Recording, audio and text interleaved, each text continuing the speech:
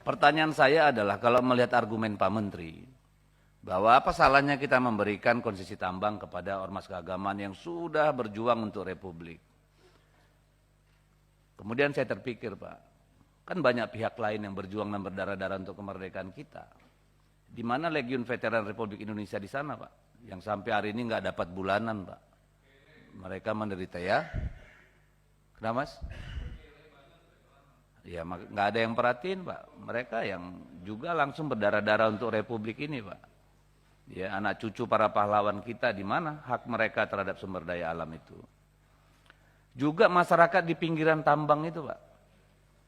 Kapan akan dihargain hak mereka juga untuk menikmatin kekayaan alam itu Pak?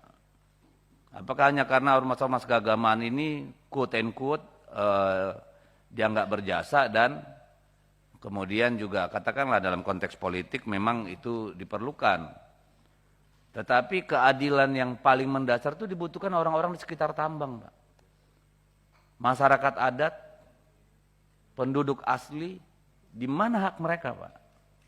Mereka yang berdiam dari ribuan tahun di Republik itu, di dapil saya Kalimantan Utara sana, ratusan kapal tiap hari ada di laut, memindahkan batu bara untuk diekspor keluar, mereka cuma gigit jari Pak. Jangankan tambang, tanah mereka pun diambilin untuk yang namanya plasma dan inting, sampai sekarang konflik semua Pak. Gimana Menteri Investasi memikirkan keadilan substansif seperti ini Pak, distribusi keadilan itu. Jadi saya berharap kalau memang negara mau bayar utang sama rakyatnya yang sudah berjuang, karena kemerdekaan kita ini kan hasil perjuangan semua orang Pak. Bagaimana dengan ormas, OKP dan sebagainya yang sudah lama ada misalnya. Ini kan harus dipikirkan juga Pak. Terutama masyarakat pribumi asli di sana Pak, bukan masyarakat pribumi, masyarakat setempat, indigenous people. Banyak organisasi adat di Kalimantan Pak, hampir semua desa, kecamatan itu ada lembaga adatnya Pak. Kapan mereka mendapatkan remah-remah kekayaan alam kita ini Pak? Karena tambang itu semua Kalimantan Pak, Kalimantan, Sumatera, Sulawesi, nggak ada di Jawa Pak. Ini gimana kita? Kalau memang serius memberikan keadilan, ya keadilan itu harus berkeadilan. Jangan hanya adil dari sisi elit, itu yang pertama. Yang kedua, saya melihat bahwa sejauh ini mantra kita terhadap investasi itu, dia seolah-olah menjadi katakanlah tulang punggung pembangunan kita Pak. No. Undang-Undang Dasar 45 itu mengatakan bahwa kekayaan alam kita itu atau ekonomi kita itu untuk kita Pak. Saya pernah bertanya sebenarnya berapa banyak sih tenaga kerja yang diambil oleh para investor itu? Berapa banyak? Yang kita tahu kalau bicara data statistik, 96% tenaga kerja kita itu diserap oleh UMKM Pak. Bukan oleh investasi, yang ribuan triliun itu, enggak. UMKM. Lalu gimana kita Pak di situ Pak?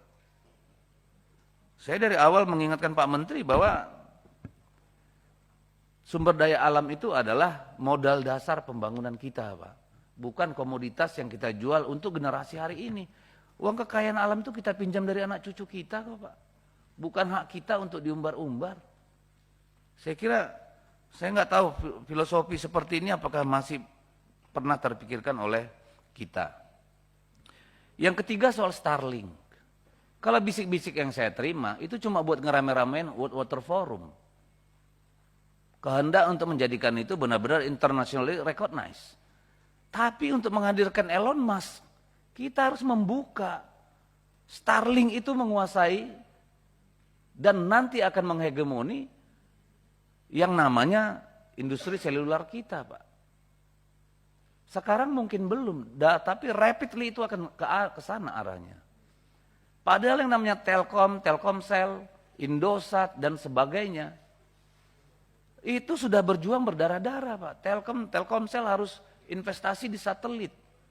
Sekarang ada orang kaya yang kerjanya hanya itu, dia bikin satelit low orbit, seluruh wilayah kita terbuka untuk dia without due process.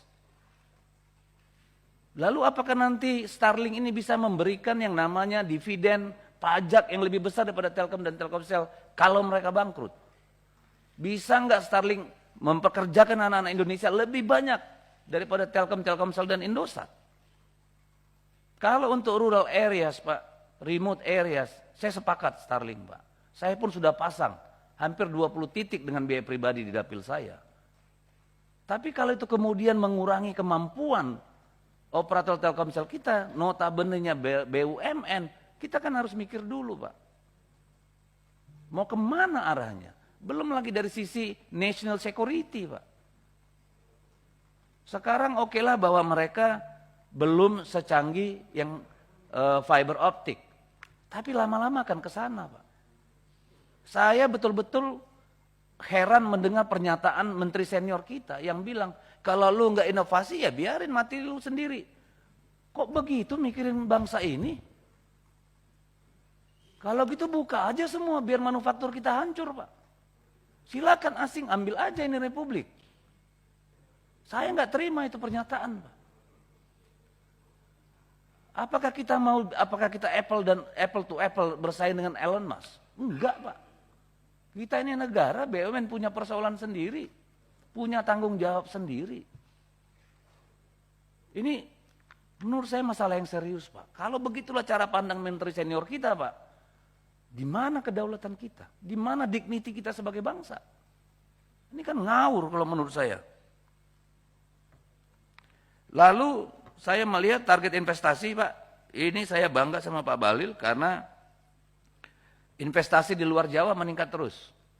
Ya, komitmen terhadap luar Jawa itu bagus. 48,3 tahun 2020, sekarang 51,7. But ada tapinya Pak. Bagi saya itu berarti hampir semua investor ini hanya mengejar sumber daya alam kita.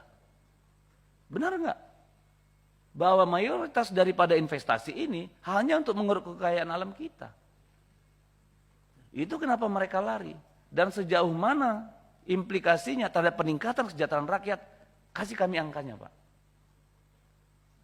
Bagaimana peningkatan misalnya ketimpangan di daerah itu memang terjawab dengan investasi di luar Jawa itu Pak. Atau yang justru masif adalah kerusakan lingkungan dan konflik-konflik agraria. Konflik-konflik akses terhadap tanah. Supaya kebanggaan kita sempurna nih Pak sama Kementerian Investasi. Bahwa sudah mulai bergeser dari Jawa ke luar Jawa. Tapi kita mau yang di luar Jawa itu tidak menyisakan penderitaan juga gitu. Apakah dengan banyaknya investasi di luar Jawa otomatis buat sejahtera, otomatis membuat economic scale-nya meningkat, pendapatan daerahnya bertambah. Ini kan nggak bisa hanya melihat ini investasi, yang lain urusan yang lain. Nggak bisa Pak. Ini kan saya mohon Pak Menteri, katanya saya tahu kan Pak Menteri juga aktivis dan sangat kuat, apalagi berasal dari luar daerah. Kami mau distribusi keadilan itu yang benar-benar Pak, bukan distribusi keadilan di atas kertas. Sumber daya alam itu akan habis pada waktunya. Ketika nikel habis di Halmahera di Maluku sana, apa yang tersisa buat mereka? Apa sih yang tersisa? Kecuali kolam-kolam menganga sebesar itu, yang nggak bisa buat bertani, nggak bisa buat apapun. Environmental cost-nya dihitung enggak? How to recover that big holes everywhere in that islands? Kita hitung enggak? Ini menurut saya mungkin bukan tanggung jawab Bapak, tapi sebagai sebuah rezim saya kira harus mikirin itu Pak. Tanggung jawab sosial kita ke depan. Lalu yang kelima ya, sorry, mohon maaf Pak Menteri, kita lama nggak ketemu. Jadi aku curhatnya di sini karena salah Pak Menteri sendiri. Lalu ini target investasinya kenaikannya kecil Pak. Ya, dari berapa ini? 1.650 ke 1.800 sampai 1.300. Apakah belum ada gambaran dari Kementerian Investasi terhadap eskalasi peningkatan potensi investasi di IKN Pak? Ini kenaikan 300 ini bayangannya Kementerian Investasi akan didapat dari mana Pak? Karena saya melihat, jujur aja yang saya dengar, bahwa IKN tidak lagi menjadi target prioritas nomor 1 dari pemerintahan mendatang. So, seperti janji Presiden sebelumnya bahwa IKN ini majoritinya akan datang dari investor asing, kan harus dikebut Pak. Otherwise, APBN lagi. Atau utang baru. Nah, ini kan perlu kami dengar juga, Pak. Apakah target investasi IKN masuk dalam rencana kerja pemerintah 2025 ini yang menargetkan 1.800 sampai 1.900 triliun untuk investasi. Apakah investasi IKN itu masuk ke dalam itu? Lalu yang terakhir sekali, mohon maaf pimpinan, karena sedang berulang tahun saya lama-lamain, paling nanti tinggal disalam aja. Ini soal Gini ratio. Bapak di sini membandingkan antara peningkatan investasi dengan Gini ratio. Apakah ini hitungan yang di luar dari khusus kepada dampak investasi, kenaikan Gini ratio itu, atau akumulatif dari seluruh faktor-faktor ekonomi kita? Ya, karena kan kalau ditaruh di sini asumsi saya bahwa itu adalah impact daripada kenaikan investasi.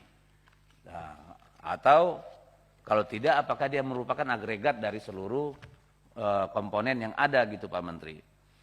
Nah, saya kira itu saja, Pak Menteri. Terima kasih pimpinan yang berulang tahun. Mudah-mudahan semuanya diperbanyak kecuali istri ya, Pak Ketua ya. Yang lain boleh banyak. Terima kasih Pak Menteri dan jajaran.